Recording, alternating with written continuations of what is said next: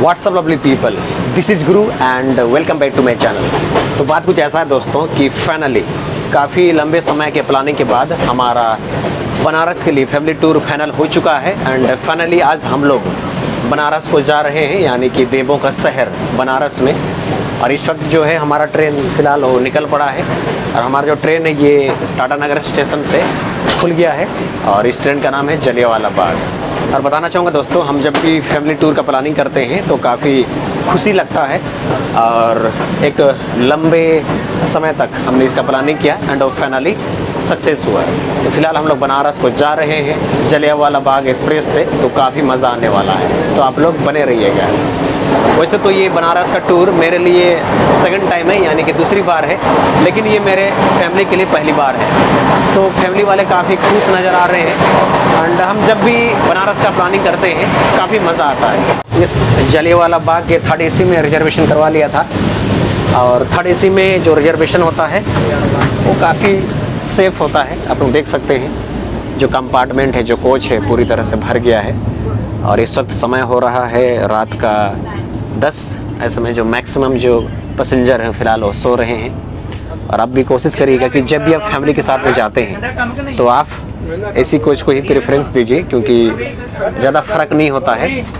Specially आप जब free यानी कि थर्ड इकोनॉमी क्लास में आप जब रिजर्वेशन करते हैं तो जो प्राइस होता है, जो रेट होता है, वो ज़्यादा फ़र्क नहीं होता है। तो दोस्तों फ़िलहाल सीन कुछ ऐसा है कि अभी काफ़ी रात हो चुका है और मेरे जो फैमिली वाले हैं वो कह रहे हैं कि तुम भी सो जाओ, काफ़ी रात हो चुका है, क्योंकि बाकी जो पैसेंजर से सभी सो चुके हैं, यानी कि जितने भी यात्रीगण हैं वो लोग सो चुके हैं। ऐसे में मेरे जो फैमिली मेम्बर्स हैं उनका भी दबाव है मुझ पर कि बेटा सो जाओ ताकि कल सुबह को जल्दी से उठ जाओ। उसके बाद बहुत सारा मेहनत करना है ख़ास आप लोगों के लिए, और आप लोगों को ये जो देवों का शहर है बनारस बढ़िया से दिखाना है। तो फ़िलहाल मैं सो जाता हूँ और कल मॉर्निंग में आपको बनारस में मिलता हूँ। इसके बाद आप टाटा नगर से बनारस तक आप कैसे आ सकते हैं, क्या ट्रेन है, क्या बस फैसिलिटी है, और अगर आप फैमिली के साथ में आते हैं तो आपको क्या करना चाहिए, होटल कैसे बुक करना चाहिए, आप क्या कर सकते हैं, कहाँ जा सकते हैं, एवरीथिंग मैं सब कुछ आपको बताऊँगा। तो दोस्तों मज़ा आ रहा है ना? मुझे तो बहुत मज़ा आ रहा है। आप लोगों के लिए अगर आप टाटा नगर से बनारस तक आते हैं तो फ़िलहाल हमारे टाटा नगर से बनारस के लिए सिर्फ 3 ट्रेन है। पहला ये वाला है जलियांवाला बाग एक्सप्रेस, दूसरा है weekly special Shalimar Gorakhpur express, इसके बाद आता है नीलांचल एक्सप्रेस। तो फ़िलहाल हमारे पास सिर्फ 3 ही ट्रेन है और तीनों ट्रेन का जो टाइमिंग है वो थोड़ा सा अलग है, वो भी मैं बता देता हूँ। नीलांचल का जो टाइम है ये शाम में चलती है 7:30 बजे। इसके बाद जो जलियांवाला बाग है ये तो टाटा से खुलती है, इसका टाइमिंग है रात का 9:05। और जो शालीमार गोरखपुर स्पेशल है ये रात का 11:30 बजे हमारा टाटा नगर से खुलती है। तो फ़िलहाल हमारे पास 3 ही ट्रेन है और इसका जो किराया है ये लगभग 335 रुपया है। और टाटा नगर से बनारस का जो डिस्टेंस है ये लगभग 545 किलोमीटर है और इसमें आपको लगभग 11.5 घंटा का समय लगता है। और अगर आप बस से जाना चाहते हैं तो बस में किराया आपको 700 से 800 रुपये पड़ जाएगा, यानी कि 3E यानी कि थर्ड इकोनॉमी जो एसी कोच होता है उसका किराया के बराबर लग जाएगा। तो सबसे बेस्ट होता है ट्रेन।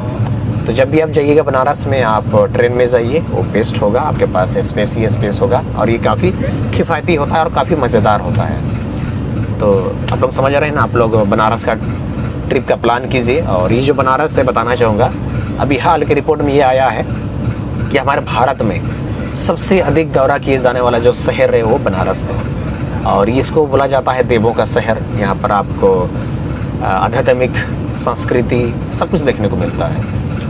तो इस प्राचीन शहर में, जो कि हमारा भारत का सबसे प्राचीन शहर है बनारस, यहाँ पर आप लोग ज़रूर चाहिए। और बहुत सारे लोग ये मानते हैं कि जो बनारस है यहाँ पर सिर्फ जब लोग मर जाते हैं अस्थि विसर्जन के टाइम ही आते हैं, तो ऐसा नहीं है। आप यहाँ पर आ सकते हैं, क्योंकि अभी आप लोगों ने न्यूज़ में देखा होगा बहुत सारे जो सुपर स्टार्स हैं हमारे बॉलीवुड के, सच इज़ अक्षय कुमार, इसके अलावा ये साउथ के सुपरस्टार RRR का जो मूवी का प्रमोशन हुआ था उसके लिए पूरा क्रू यहाँ पर आया था। इसके बाद जो आध्यात्मिक गुरु है सदगुरु, फाउंडर ऑफ ईशा फाउंडेशन के जो फाउंडर हैं सदगुरु, वो भी यहाँ पर आए थे। तो आप लोग क्यों नहीं आ सकते हैं? तो दोस्तों फ़िलहाल सीन कुछ ऐसा है कि हमने हमारा जो होटल है, होटल गोल्डन लॉज, यहाँ पर हमने चेक इन कर लिया है और हमने गदौलिया चौक में नाश्ता कर लिया था। वहाँ पर हमें इडली और डोसा बहुत ही अच्छा मिल गया है सस्ते दर पर। तो याद रखिएगा कि आपको गदौलिया चौक के ठीक सामने में एक ब्रेकफास्ट लाइक होटल मिलेगा, छोटा सा, बोल सकते हैं कि एक छोटा सा ठेला टाइप का, जिसका नाम है तिरुपति होटल। वहाँ पर आपको इडली और डोसा बहुत ही अच्छा मिल जाएगा सस्ते दर पर। इसके बाद हमने जो हमारा बनारस का फेमस और पुराना मंदिर है काशी विश्वनाथ मंदिर, उसके ठीक सामने में हमारा लॉज है गोल्डन लॉज। वहाँ पर हमने चेक इन कर लिया है और इसको हमने बुक किया था गोवाई बीबो से। और ये जो होटल है ये एकदम सेंटर में है, यहाँ से सब कुछ बहुत ही नज़दीक है। और फिलहाल हम जाएंगे काशी विश्वनाथ मंदिर का दर्शन करने सिर्फ आप लोगों के लिए। और आपको बता दें कि इस वक्त यहाँ बनारस में जो धूप है, जो टेम्परेचर है, ये काफ़ी हाई है, लेकिन सिर्फ आप लोगों के लिए हम बनारस का जो अलग अलग क्षेत्र है उसका दौरा करेंगे और आपको बढ़िया बढ़िया नज़ारा दिखाएंगे। लेकिन उससे पहले फ़िलहाल हम जो प्राचीन मंदिर है जो कि शिव भगवान को समर्पित है, यानी कि काशी विश्वनाथ मंदिर, फ़िलहाल उसका हम दर्शन करेंगे। उसके बाद आपको अलग अलग नज़ारा दिखाएंगे, तो आप लोग बने रहिए। तो दोस्तों, ये जो आप मंदिर का कैंपस देख रहे हो, ये बेसिकली बनारस का प्राचीन काशी विश्वनाथ मंदिर का दृश्य है। और यहाँ पर बहुत सारे जो भक्तगण हैं फ़िलहाल मंदिर के मुख्य द्वार की ओर अग्रसर हैं। और ये जो बेसिकली ये जो आप देख रहे हैं ये रूम, बेसिकली ये यहाँ काशी विश्वनाथ में जहाँ पर फ्री फूड दिया जाता है, यानी कि निःशुल्क भोजन करवाया जाता है, उसका ये कक्ष है। और अभी हमने यहाँ पर खाना खाया और उससे पहले हमने इस मंदिर में ठीक से दर्शन कर लिया है बड़े ही सहूलियत के साथ, क्योंकि अभी फ़िलहाल हमारे भारत में नवरात्रि शुरू हो चुका है। ऐसे में यहाँ पर थोड़ा सा भीड़ कम है पहले के मुकाबले, क्योंकि जितने भी दुकानदार हैं सभी यही कह रहे हैं कि अभी यहाँ पर थोड़ा सा भीड़ भाड़ कम है। ऐसे में हमारा जो दर्शन है काफ़ी आसानी से हो गया है। मैं बताना चाहूँगा दोस्तों, पूरे 2 साल के बाद फिर से इस बनारस में आकर के बनारस के इस गलियों में घूमते हुए काफ़ी मज़ा आ रहा है। और ऊपर से यहाँ पर फ़िलहाल नवरात्रि चल रहा है, ऐसे में यहाँ पर भीड़ भाड़ कम है और हमारा जो दर्शन वगैरह है, फ्री फूड वगैरह है, ये सब का हिसाब किताब सही ढंग से हो जा रहा है। तो दोस्तों सही में बहुत मज़ा आ रहा है।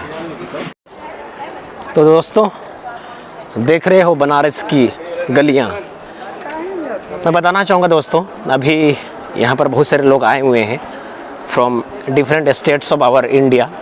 स्पेशली मेरी जो आंटी है वो लगभग 20 साल बाद यहाँ पर आ रही है। तो बोल रही है कि जब मैं अपने समय में आया था, यानी कि जस्ट आफ्टर मैरिज, तो उस समय ये जो कॉरिडोर है, ये जो मंदिर है, बोले तो काशी विश्वनाथ मंदिर, ये इतना डेवलप नहीं था। लेकिन जब से हमारे माननीय श्री नरेंद्र मोदी जी भारत के प्रधानमंत्री बने हैं, तब से ये जो मंदिर का परिसर ये बहुत ज़्यादा डेवलप हो गया है। दोस्तों यहाँ पर बात कुछ ऐसा है कि ये जो आप देख रहे हैं बेसिकली ये गेट नंबर 1 है। और आप यहाँ तक, ये जो गेट है उसके आगे तक आप कैमरा को लेके जा सकते हैं, मोबाइल को। इसके बाद जो इलेक्ट्रॉनिक्स गैजेट्स हैं उसको आपको अंदर ले जाने की अनुमति नहीं है। तो दोस्तों और भी करीब से देख लो हमारे भारत के राष्ट्रीय नदी को, यानी कि नेशनल रिवर ऑफ इंडिया को, यानी कि गंगा नदी को। और इसी गंगा नदी के तट पर स्थित है बनारस शहर। और ये जो आप दृश्य देख रहे हैं बेसिकली काशी विश्वनाथ मंदिर का कॉरिडोर है। और फिलहाल हम चर्चा कर रहे थे कि हमारे जो प्रधानमंत्री जी हैं माननीय श्री नरेंद्र मोदी जी, जब से वो यहाँ का सांसद बने हैं, उन्होंने इस बनारस शहर का जो रूपरेखा है, जो भविष्य है, उसको चेंज ही कर दिया है। उसका जीता जागता एग्जाम्पल आपके सामने है, आपकी आंखों के सामने है। और ठीक इसके पीछे में आपको मिलेगा मणिकर्णिका घाट, जहाँ पर मान्यता है कि अगर यहाँ पर आपका शव को जलाया जाता है तो आप सीधे मोक्ष को प्राप्त कर लेंगे। ये कितना सच है आई डोंट नो, बट ये हमारा मान्यता है, ऐसा विश्वास करते हैं और सभी लोग इस चीज़ को मानते हैं। और भी करीब से देख लो इस गंगा नदी को, इस बनारस शहर को। और मैं जिस मणिकर्णिका घाट का बात कर रहा था वो बेसिकली यही है आपके सामने में। और यहाँ भी आप लोग देख सकते हैं कि इस वक्त यहाँ पर चिताएँ जल रही हैं। तो ये थोड़ा सा आप लोगों के लिए एक बेहद ही डरावना नज़ारा हो सकता है, बट आप लोगों को डरने की कोई ज़रूरत नहीं है, क्योंकि ऐसा कहा जाता है कि एक दिन सबको मरना है। तो मैं ये कह रहा था कि पिछले दिनों मैं एक डॉक्यूमेंट्री देख रहा था जिसमें ईशा फाउंडेशन के जो महापुरुष हैं यानी कि सदगुरु, उन्होंने भी इस प्राचीन शहर जो कि हमारा भारत का सबसे प्राचीन शहर है ये बनारस, उन्होंने इस बनारस शहर का दौरा किया था। और अभी हाल के दिनों में उन्होंने एक अभियान चलाया है आप लोगों की मदद से, हमारे लोगों की मदद से, कि नदी बचाओ अभियान। बेसिकली अभी आप देख सकते हैं कि ये जो गंगा नदी है इसका जो जल स्तर ये काफ़ी कम हो चुका है। मुझे याद है हम जब यहाँ पर 2 साल पहले आए थे तभी ये जो जल स्तर है ऐसा ही था। तो कहीं ना कहीं ये चिंता की विषय है, हमें जो नदियाँ हैं उनको बचाने की ज़रूरत है। जितने भी वाटर रिसोर्सेस हैं, जो भी वाटर बॉडीज़ हैं, उनको हमें बचाने की ज़रूरत है। अदरवाइज़ हमारे पास बहुत ही गंभीर परिणाम होंगे जो कि आप भी नहीं चाहेंगे। बाद बाकी ये जो नज़ारा देख रहे हैं ये मणिकर्णिका घाट का नज़ारा है। मैं बताना चाहूँगा दोस्तों, इस बनारस शहर में लगभग 84+ घाट हैं, लेकिन यहाँ पर सिर्फ एक ही नदी दिखता है, वो भी गंगा नदी। ऐसे में थोड़ा सा मुझे शक हो रहा था कि क्या सचमुच यहाँ पर 84+ घाट है। तो मैंने यहाँ के लोगों से पूछताछ किया तो उन लोगों ने बताया कि हाँ यहाँ पर सचमुच में 84+ घाट हैं। तो आप लोग जब भी आइएगा इस बनारस शहर में तो समय लेकर के आइएगा, और यहाँ पर जाने के लिए, सीखने के लिए, देखने के लिए काफ़ी कुछ है। और सही में दोस्तों इस बनारस शहर में काफ़ी मज़ा आ रहा है। तो दोस्तों मैं बताना चाहूँगा, हमने टाटा नगर से लेकर के बनारस तक का जो सफ़र है ठीक से कर लिया है, और हमने सही समय पर चेक इन भी कर लिया है होटल में, यानी कि गोल्डन लॉज में। इसके बाद हमने काशी विश्वनाथ मंदिर का दर्शन किया बड़े ही सहूलियत के साथ, सिर्फ आप लोगों के लिए। इसके बाद हमने जो फ्री फूड होता है, निःशुल्क वाला खाना, उसका भी बढ़िया से खा लिया है एकदम गला तक। और मुझे लग रहा है कि ये जो ब्लॉग है थोड़ा सा लेंदी हो रहा है, तो आई थिंक हमें इस ब्लॉग को यहीं पर एंड कर देना चाहिए। और बाकी का जो नज़ारा है आपको नेक्स्ट का ब्लॉग में दिखाते रहेंगे, तो आप लोग देखते रहिएगा अगला वाला जो ब्लॉग आएंगे उसको। और आज का ब्लॉग का पार्ट यहीं पर ख़त्म करते हैं। और मेरा सबसे गुजारिश है, यदि आप मेरे चैनल पर नहीं हो तो कृपया मेरे चैनल को सब्सक्राइब कीजिए, वीडियो को लाइक कीजिए, शेयर कीजिए, और ऐसे ही प्यार देते रहिए।